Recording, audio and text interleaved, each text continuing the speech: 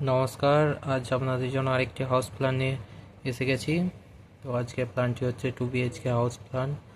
আজ অল্প জায়গার মধ্যে খুব সুন্দর একটি 2টি বেডরুমের প্ল্যান।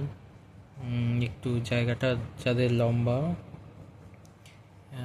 তাদের জন্য খুবই সুন্দর প্ল্যানটি হয়েছে। আশা করছি আপনাদের ভালো লাগবে যদি দেখেন। তো আর টোটাল হচ্ছে 580 স্কোয়ার ফিট এরিয়ার মধ্যে প্ল্যানটি করেছি।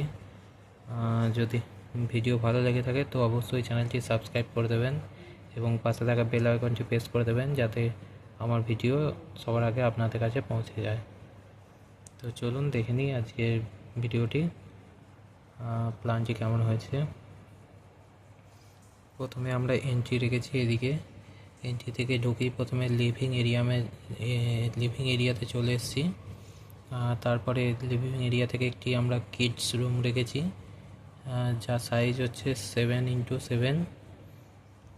তারপরে লিভিং এরিয়া পরে আমরা মেন ডাইনিংয়ে আসছি। ডাইনিং থেকে কিচেন আছে, একটি কিচেন এবং একটি টয়লেট আছে।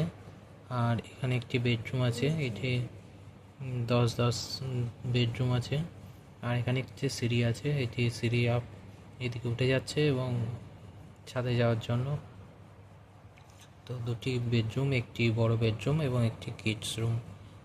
খুবই অল্প জায়গার মধ্যে 580 স্কোয়ার ফিট এরিয়ার মধ্যে আমার প্ল্যানটি করেছি। হচ্ছে এদিকে 30.5 এবং এদিকে হচ্ছে 19 ফিট নিয়েছি প্ল্যানটির মধ্যে।